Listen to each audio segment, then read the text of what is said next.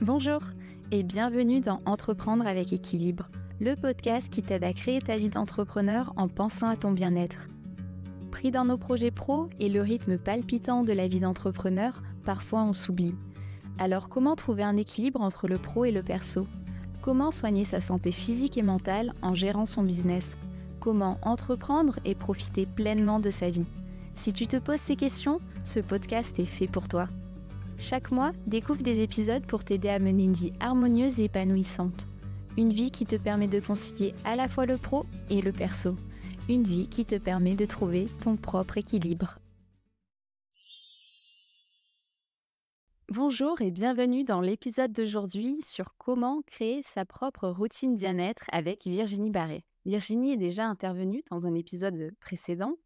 Elle est coach bien-être, formée notamment au shiatsu traditionnel et elle accompagne les personnes qui veulent reprendre le pouvoir sur leur bien-être. Avec elle, on a déjà parlé ensemble de comment être à l'écoute de ses propres besoins. Donc, c'est le titre de l'épisode si tu veux aller l'écouter. Et aujourd'hui, on va voir justement, à partir de ces besoins, comment créer sa propre routine bien-être. Je te souhaite une très belle écoute et j'espère que cet épisode t'aidera dans ta quête d'équilibre. Bonjour Virginie, ravie de te retrouver. Bonjour Nénia, je suis ravie également. Alors avant d'entrer dans le vif du sujet, je pense que c'est intéressant de reparler rapidement de l'identification de nos propres besoins, puisque c'est à partir de là qu'on va pouvoir vraiment créer sa propre routine bien-être. Et dans un épisode précédent, donc Virginie, tu nous as partagé des clés pour identifier ses propres besoins. Bon, évidemment, pour toi qui nous écoutes, tu peux aller écouter l'épisode en entier. Virginie nous a partagé plusieurs astuces et même une petite relaxation pour se recentrer sur soi. Mais si je reprends dans les grandes lignes, il s'agissait de prendre un rendez-vous avec soi-même pour se faire un check-up, de voir comment on se sent, que ce soit physiquement, mentalement, émotionnellement ou en termes de vitalité aussi. Virginie, tu nous disais que toi, tu avais un petit carnet pour noter ces éléments, ce qui te permet à la fois d'extérioriser et de clarifier comment tu te sens et aussi de pouvoir revenir dessus assez régulièrement. Et pendant cette identification des besoins, tu nous disais aussi de bien garder à l'esprit qu'ils peuvent changer et que les besoins sont vraiment propres à chacun et d'une personne à l'autre, donc ça peut changer. Ouais, c'est tout à fait ça. Mmh. Et tu nous avais aussi parlé, Virginie, des saisons qui, ont un impact sur nos besoins d'une manière, plus générale. Donc une fois qu'on en sait plus, sur nos besoins, par où peut-on commencer pour, créer sa routine de bien-être? Oui, merci Nénia. Beh, du coup, ce que après que tu as observé tes besoins et puis, que tu as bloqué je dirais un créneau dans ton agenda pour, prendre ce temps-là, tu vas observer dans quel moment tu vas pouvoir, intégrer ces routines bien-être et donc là, tu vas faire la même chose. Tu vas bloquer des créneaux dans ton agenda et ces créneaux, en fait, voilà, ça va te permettre d'instaurer, de nouvelles routines et de pouvoir, soutenir les besoins que tu as identifiés. Donc là, en fait, tu nous proposes 2 temps. La le premier, c'est de prendre le temps, dans son planning de d'abord identifier ses besoins et ensuite, une fois qu'on les a identifiés, de regarder par rapport à son agenda, quand est-ce qu'on va pouvoir intégrer ces routines-là. C'est ça? Ouais, voilà, tout à fait et puis, 1 fois par mois, moi, c'est ce que je fais, 1 fois par mois, je dirais voir ce qui a fonctionné ou moins fonctionné ou peut-être que tu vas vouloir réajuster des choses puisque tes besoins vont être différents. Et donc là, après, tu vas, regarder ton planning. Moi, c'est ce que je fais et bah, je regarde un petit peu, à quel moment de la journée je vais pouvoir intégrer, mes nouvelles routines ou voilà, mes routines, moi, je sais que, par exemple, j'aime le matin. J'aime le matin parce que c'est silencieux. J'aime, vraiment il y a des choses comme ça, mais ça peut être aussi la journée, le soir quand tu rentres du travail, donc à toi de voir à quel moment de la journée c'est le mieux pour toi. Oui, Ça, c'est propre à chacun. voir aussi en fonction de son planning du mois, s'il est plus ou moins chargé, il y aura peut-être des ajustements à faire, en termes de routine. Oui, tout à fait, Nélia. Donc comment dire? Nos agendas peuvent se modifier à tout moment. Donc c'est vrai que c'est pour ça que revenir régulièrement, sur son agenda, sur son planning, c'est propre à chacun après, d'instaurer nos routines. Et donc une fois qu'on a pu identifier dans notre planning les moments où on peut intégrer la routine, est-ce que tu as d'autres astuces à nous partager pour voir comment on peut la créer? Pour créer, ta nouvelle routine, moi, ce que je te conseille, donc, c'est de choisir des pratiques, qui vont pouvoir s'intégrer dans ton agenda. Je vais te donner un exemple. Si, par exemple, tu as choisi, de méditer, peut-être qu'1 heure de méditation, tu vois, dans ton agenda, ça peut être compliqué. Donc ce que je te conseille, c'est que, en tout cas moi, ce qui a fonctionné pour moi, de choisir donc des routines bien-être, peut-être plus courtes, ça peut être 5 minutes par jour, par exemple, mais tu vas pouvoir je dirais, les intégrer dans ton agenda et pouvoir le faire chaque jour si tu as décidé, de méditer ça, chaque jour, par exemple. Mais il vaut mieux, voilà, faire des routines, quotidiennes chaque jour plutôt que, voilà, de mettre en place des choses, voilà, qui vont être plus ou moins longues dans ta journée et finalement au bout des 15 jours, malheureusement on arrête, quoi. Ouais, de pas être trop gourmand et de garder à l'esprit des routines qui soient réalisables, en fait. Oui, tout à fait et puis, ce qui est le plus important, c'est de garder, toujours la joie, le plaisir, le kiff dans ce qu'on fait. Donc, je trouve que quand on intègre des nouvelles habitudes, bah, on est fier parce que voilà, c'est des choses, ça prend du temps. C'est vrai qu'au début, je trouve que c'est un peu compliqué quand on instaure de nouvelles habitudes, mais c'est comme tout, je dirais. Et puis une fois que voilà, l'habitude est là, qu'elle, voilà, commence à s'instaurer un petit peu dans notre quotidien, je dirais que c'est, voilà, ça devient une habitude finalement. Ouais, et je suis d'accord avec toi aussi sur ce que tu disais, le fait qu'il faut que ce soit un kiff. Mmh. Parce que là, on parle de bien-être et justement l'objectif, c'est de petit à petit, du coup, intégrer dans sa routine des éléments qui te font kiffer, qui te font du bien pour ton bien-être. Ouais, tout à fait Mmh. et c'est pour ça qu'il faut revoir quotidiennement, se poser les questions. Est-ce que en ce moment, est-ce que, voilà, est-ce que, mes routines, est-ce que mes pratiques, me correspondent? Est-ce qu'elles me font du bien aussi? Et c'est là, elles vont pouvoir vraiment venir soutenir, bah, notre énergie, notre joie de vivre. Donc voilà, tous les bienfaits derrière, les bénéfices Ouais. sont vraiment nombreux, quoi. Donc Mmh. choisir, voilà, des petites routines. Puis peut-être pas revenir quotidiennement dessus parce que ça peut être, parfois un peu stressant aussi, Mmh. mais régulièrement quoi, Ouais, c'est ça.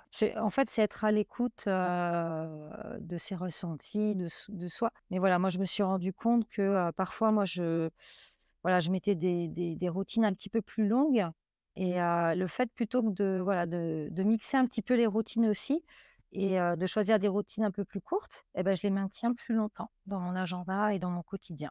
génial. J'avais envie aussi de partager, donc c'est vrai qu'il y a des routines, je dirais, non négociables. C'est-à-dire que, pour moi, maintenant, ces routines sont vraiment devenues des moments précieux pour moi parce que vraiment ils soutiennent mon énergie, mon hygiène de vie. Ils sont vraiment importants. Je dirais, c'est important de ne pas laisser les interférences un petit peu, dans ces moments et donc si par exemple tu as des enfants, c'est aussi intéressant de partager, ce que tu es en train de vivre et que dans ton agenda, il va y avoir des moments, en fait, où tu vas prendre soin de toi et c'est vrai que je pense que le fait de le dire, de le partager avec son entourage, les personnes qui sont autour de nous le respectent. Donc ça, je trouve que c'est intéressant aussi de partager ça avec, les personnes avec qui on vit, en tout cas. Oui, ça permet aussi pour eux de mieux comprendre peut-être ce qui se passe parce que si tu le gardes pour toi, ils peuvent se sentir exclus aussi ou pas forcément comprendre que tu as besoin de ce temps-là pour toi. C'est vrai que la communication, hein, c'est la base. Ouais et puis même au niveau de l'espace, par exemple, moi pour certaines pratiques, j'ai besoin d'un espace à moi et donc je vais, par exemple, aller dans ma chambre pour faire mon yoga et cetera. Donc c'est vrai que ce moment-là voilà, c'est comme si en fait je me ferme dans ma petite bulle, je me crée ma petite bulle bien-être et alors ça ne veut pas dire qu'il y a des fois, si un de mes enfants ou voilà, on peut faire des pratiques ensemble, enfin des routines, hein, il y a pas ça, il y a aucun problème, mais il y a des moments où, j'ai besoin aussi de voilà, d'être seule et donc ça, c'est vraiment voilà, des moments non négociables, en tout cas, des petits cadeaux à moi que je me fais. J'aime bien aussi ce que tu dis là sur le non négociable, parce que je pense c'est important d'avoir certains non négociables aussi. Typiquement là, moi il y a quelques mois, j'ai commencé à une fois par mois aller me faire masser et c'est mon non négociable. Mmh. Donc du mois actuel au mois prochain, à chaque fois, je bloque le créneau et autant il y a des routines que je vais pouvoir adapter ou si vraiment c'est le rush, je vais arriver soit à en faire un peu moins de temps ou alors, décaler un petit peu. Mais ça, le massage une fois par mois, je me dis: «C'est 1 heure dans le mois». Je peux quand même me garder 1 heure dans le mois qui soit non négociable et je trouve ça bien aussi d'avoir des non négociables pour, bah, juste être à l'écoute de soi et s'autoriser aussi à dire non quand on a envie de prendre soin de soi C'est ça. et que ça passe avant aussi parce que c'est en étant bien qu'on peut être bien avec les autres aussi. Ouais et puis ça fait tellement bien. C'est vrai que, quand on ressort d'une séance de massage, voilà, on a tellement envie d'y retourner. Ah oui, je suis comme un chamallow après, Donc voilà, c'est ça, après ces moments non négociables justement, c'est, qu'est-ce qu'on se sent bien? Tu vois? Donc il y a une répercussion aussi derrière, c'est que, voilà, on est dans une belle énergie donc c'est important, ouais. Donc chaque mois, chaque semaine, essayer, essaye de voir, quelle routine tu vas vraiment pouvoir, intégrer de façon, je dirais, voilà, de pouvoir que ça soit habituel et puis c'est surtout aussi de se dire que parfois, voilà, il peut y avoir des mois, voilà, on a des agendas plus ou moins tous, chargés. Il peut y avoir des urgences, donc c'est OK aussi. C'est ouais, rester flexible aussi. rester flexible et puis, être doux, bienveillant envers soi-même. Si par exemple, on s'est dit: «Oui, tel jour à tel mois, on avait décidé», et puis qu'à ce moment-là, bon, il y a eu voilà, il y a un imprévu, c'est OK, c'est pas grave. On va pouvoir le remettre en place une prochaine fois et puis, voilà, c'est aussi, être flexible comme tu dis. Mmh. Et pour ceux, qui sont pas du tout familiers avec le domaine du bien-être, mais qui ont envie de pouvoir, justement, avoir une petite routine bien-être, tester des nouvelles choses, est-ce que tu as des ressources à nous partager pour les aider à créer leur routine? Donc oui, il y a pas mal de ressources, à disposition. C'est vrai qu'aujourd'hui, on a vraiment la possibilité d'avoir, beaucoup de ressources. Si par exemple tu as décidé, d'instaurer dans ton quotidien, de faire du yoga, moi ce que je t'invite, à faire donc c'est déjà de te renseigner, autour de chez toi. Est-ce qu'il y a des centres de yoga, des studios où tu vas pouvoir, tester différentes pratiques? Parce qu'il existe différents, yogas. Et ce qui est intéressant de tester, c'est, moi, par exemple, en ce moment, je fais du yin yoga et il y a quelques années, je faisais le hatha yoga. Donc voilà, c'est de prendre le temps d'observer, quelle pratique, quel, type de yoga te correspond au moment, présent, je dirais et puis même si ton agenda, par exemple, une fois bon, ce qui est intéressant d'aller dans les centres de yoga ou d'être, je dirais, accompagné par un expert, c'est, voilà, il va pouvoir nous aider dans le repositionnement, au niveau de ta respiration. Complètement. Voilà. Mais c'est vrai qu'une fois que tu, voilà, tu as pris un petit peu conscience de tout ça, tu peux continuer de je dirais, de faire, des cours avec un professionnel. Mais ce qui peut être intéressant, c'est vrai qu'on a à disposition, on peut faire, choisir des vidéos. Voilà, donc il y a des programmes en ligne qui existent. Donc des fois, on n'a pas tout le temps la possibilité, d'aller vers l'extérieur. Donc on peut aussi tout à fait, pratiquer chez soi. Mais c'est vrai que dans un premier temps, moi ce que je te conseille, c'est voilà, déjà de pratiquer, de tester. En plus, tu peux, voilà, si tu oses pas trop, voilà, des fois on n'ose pas trop de sortir de sa zone de confort, donc on peut aussi, y aller avec une amie. Donc, en plus, ça permet de créer un lien et puis c'est sympa et puis voilà, ça permet de tester. Ouais, de se motiver aussi Ouais, parce que des fois on est motivé, on se dit: «Ça y est, allez, je me mets au yoga» et puis le jour J, on est en mode: «Oh, c'est ça. j'ai pas trop envie là» et puis, quand on a une amie qui accompagne ou un ami, tout de suite, ça motive et on se dit: «Bon allez, on» rien que de revoir son ami en fait, c'est bon, on y va. Ouais et puis comme tu dis, puis en plus, ce qui est super, moi, tu vois, je vais te donner un exemple. J'y suis allée avec un ami, bon, il y avait quelques années et puis du coup, il avait pas accroché, bon, voilà et on y est retourné là, il y a pas longtemps et en fait, il adore. Au yoga du coup? Oui, le yin yoga, tout à fait et donc ça, c'est super. Donc tu vois, c'est que des fois, il y a des moments où, bah, c'est peut-être voilà, c'est pas le moment ou je sais pas, tu as besoin d'un autre, on en revient toujours au même, hein, d'une autre routine Donc ça, c'est intéressant. Tu vois, des ressources, ça peut être aussi, si tu veux modifier tes habitudes alimentaires aussi, pourquoi pas? Alors l'objectif évidemment, c'est d'être autonome, d'être, je dirais responsable de son bien-être, mais c'est vrai qu'on voilà, on n'est pas, on ne sait pas tout. Donc, d'aller voir des experts comme là une naturopathe, elle va pouvoir te donner des conseils en hygiène alimentaire que tu vas pouvoir adopter, hein. Bah, ça, tu vois, c'est une astuce que je te prends direct et que je vais mettre en application parce que je suis en train de, changer mon alimentation justement et bah, tu vois, typiquement, je me suis tournée vers, l'extérieur en achetant un calendrier avec un programme spécifique alimentaire. Mais au final, je pense que là, c'est bien aussi d'avoir l'avis d'un spécialiste qui vraiment, dans mon cas particulier, va pouvoir me guider. Donc, je te prends cette astuce et je la mettrai en application, pour moi déjà aussi. Ouais, donc il y a les bah, avec plaisir et puis donc les naturopathes, diététiciennes, diététiciens, il y a les, comment dire, personnes aussi qui sont dans l'ayurveda aussi, qui ont des conseils, et puis il faut pas hésiter à demander aussi. Demander, parce que des fois, on voilà, on se connaît pas tout. Tu parles d'Ayurveda, c'est quoi ça, comme, comment t'expliques cette je sais pas, c'est une discipline, Oui, donc il existe 2 médecines, moi je suis vraiment passionnée par les médecines ancestrales, c'est ce que je te disais, donc il existe 2 médecines, je dirais, traditionnelles, la médecine ayurvédique et la médecine traditionnelle chinoise. C'est 2 médecines, préventives, je dirais. Hem, En fait, elles se ressemblent plus ou moins, il y a quand même des similitudes et donc elles prennent en compte, je dirais, l'homme, de manière holistique, avec l'environnement. OK. Et pour les personnes intéressées, vraiment, voilà, je t'invite à vraiment faire des recherches parce que, moi, je me suis formée à la médecine chinoise, pendant que j'ai fait ma formation de shiatsu et clairement, ça a complètement changé, ma manière de voir les choses sur, la manière dont je prenais soin de moi, de mon équilibre. C'est vraiment 2 médecines, passionnantes. Ouais. Bon, bah, tu m'intrigues. C'est vrai que la médecine, chinoise, ça, je m'y suis intéressée, mais la médecine ayurvédique, j'ai pas encore, creusé. J'irai regarder, merci. Ouais, c'est passionnant. Mmh. Du coup, en parlant de toi, justement, quelle est ta routine, bien-être? Alors justement, on parle de l'Ayurveda.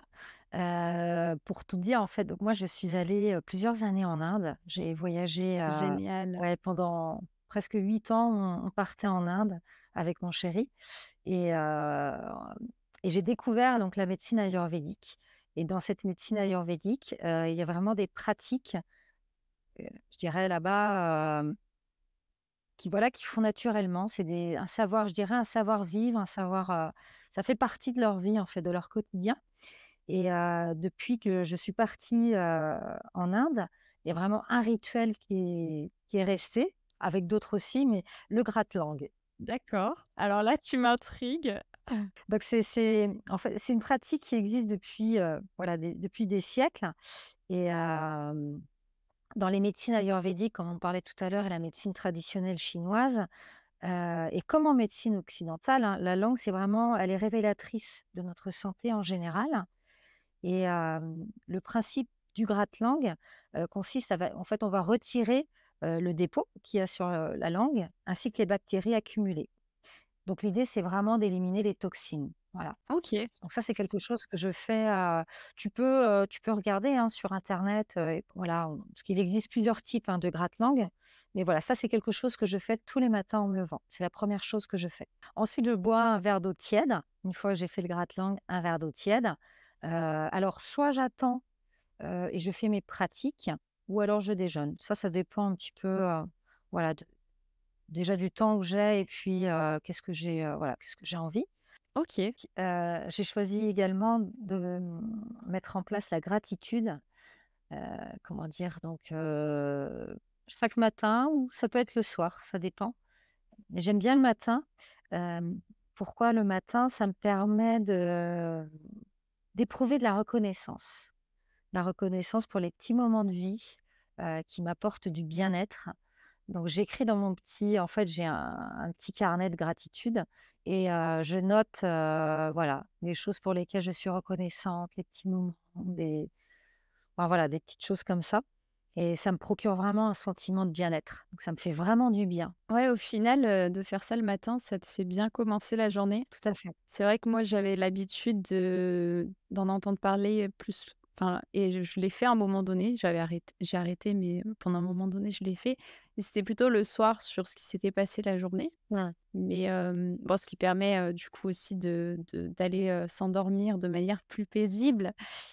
Mais le matin, j'aime bien aussi de c'est une bonne idée. Ouais et puis, le matin, moi, ce que je fais, c'est donc voilà, je note les choses pour lesquelles je suis reconnaissante, tu vois? Ce que la vie, elle m'offre. Je prends le temps de noter, ce pourquoi je suis reconnaissante et aussi mon intention. Mon intention du jour, tout simplement. Ah ouais, génial. Ouais et là, je t'invite à écrire ce que tu aimerais, accomplir, vivre, et même découvrir dans ta journée. Tu peux le faire en début de mois aussi, hein, mais chaque jour, je trouve que c'est super, ça donne une direction un petit peu, tu vois? Oui, puis ça rejoint la discussion qu'on a eue en off avant l'enregistrement. On parlait du focus justement de que, là où on met notre focus, c'est ce à quoi on donne vie et donc au final d'avoir une intention pour la journée, ça te permet de mettre le focus dessus aussi. Ouais, donc ça, c'est les choses que je fais et alors tu parlais justement de la gratitude. Moi, je le fais aussi le soir avec mes enfants.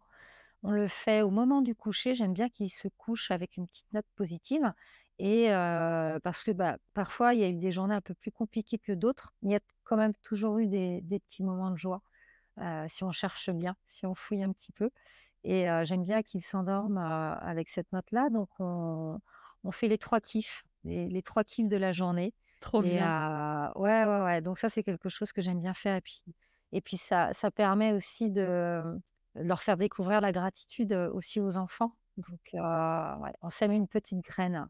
Trop bien. Moi, j'ai pas d'enfants, mais pour ceux qui en ont, c'est une idée aussi, Et tu peux le faire pour toi-même, hein. Ça peut être le matin, tu vois, la reconnaissance, vraiment, moi, c'est ce que je fais et puis, oui, bien tu vois, sûr. le Mmh. soir, les 3 kiffs, quand tu es au lit comme ça, tu dis: «Tiens, allez, 3 ou 2 ou 1, peu importe», mais vraiment une chose qui t'a fait du bien, qui t'a mis en joie, tu vois? Donc voilà, donc ça, c'est des choses que je fais. Mmh. Ensuite, alors là, on parlait c'était plus un moment d'introspection. Là, je vais plus aller dans le corps, dans le mouvement. En ce moment, ce que j'aime, c'est, pratiquer donc le douyin. Alors, je fais un petit échauffement avant et ensuite je pratique, l'automassage, voilà, le douyin. OK. Donc justement, j'allais te demander d'expliquer ce que c'est, parce que moi, j'ai eu la chance de pouvoir, tester le Douyin, donc je vois de quoi il s'agit.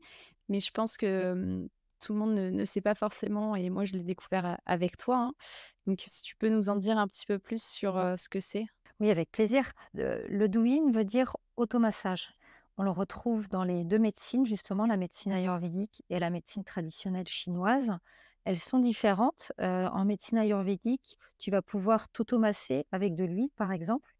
Donc là, ce que je t'invite, tu sors de la douche. Moi, j'adore l'huile de sésame et Quand tu as dit huile de sésame, je prends un petit fou rire intérieur. Je me dis, il y en a qui vont se dire, «Elle se prend pour une salade, pourquoi l'huile de sésame?» parce qu'elle est neutre pour la constitution d'Ayurveda. En fait, elle va pas avoir d'impact sur la constitution de chacun et chacune. Mais c'est marrant que tu me dises ça parce qu'à chaque fois que j'arrive, en fait, chez mes clients, ils me disent: «Ah, bah, tu vas faire ta salade!» Et donc il y a aussi le douyin en médecine traditionnelle chinoise. Donc là, pour le coup, tu peux le pratiquer, habillé. Donc là, on n'utilise pas, tu n'as pas besoin d'utiliser d'huile. Ce que j'aime dans la médecine, enfin dans le douyin, médecine chinoise, c'est que, c'est une pratique qui est accessible à tout le monde, à tous les âges. Il y a vraiment aucune contre-indication.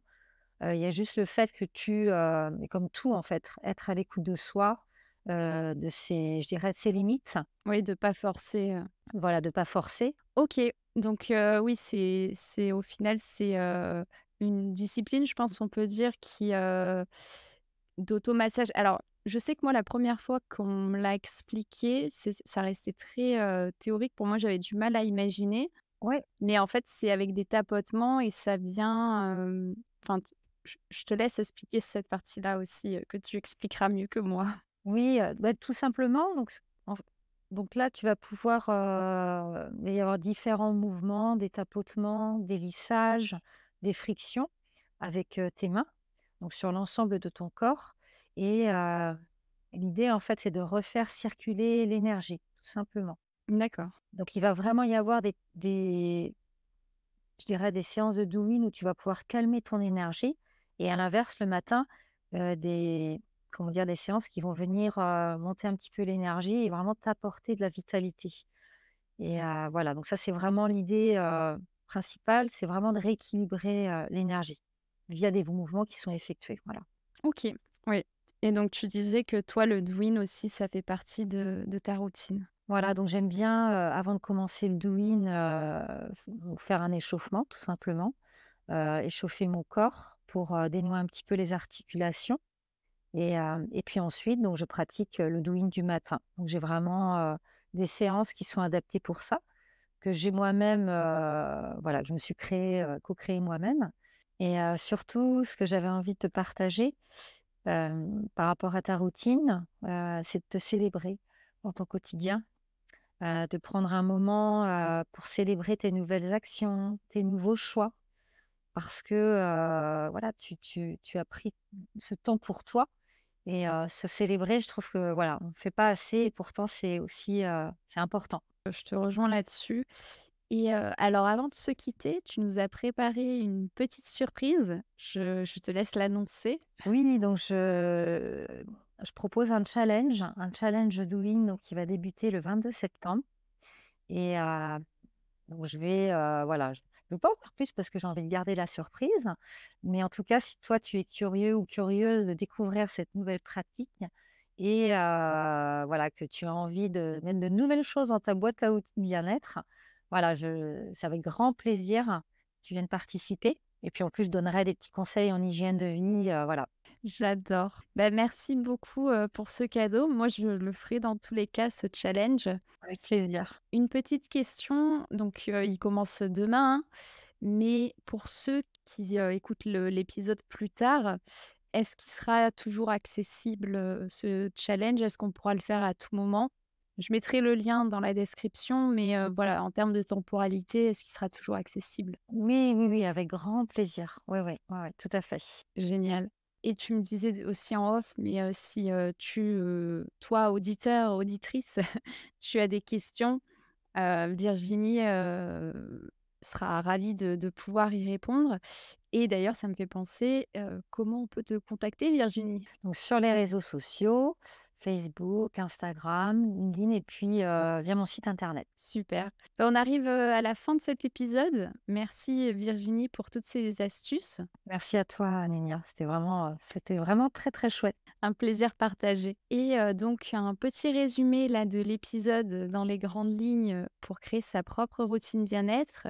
Virginie nous conseille d'avoir des routines déjà qui soient, réalisables, et quitte à ce que ce soit, en termes de temps plus, court pour pouvoir, l'intégrer vraiment de manière durable dans son quotidien ou, dans son planning et aussi d'avoir, des non négociables, alors tout en gardant de la bienveillance envers soi-même et en restant, flexible s'il y a une urgence, mais de prendre soin de soi. C'est ta responsabilité, ton moment, donc de vraiment, se faire passer aussi, avant les autres parfois pour pouvoir être bien dans sa peau et ensuite être bien avec les autres.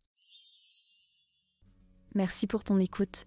Si cet épisode t'a plu, je te laisse le partager autour de toi pour le faire découvrir aux autres et lui mettre 5 étoiles. Prends soin de toi et à bientôt.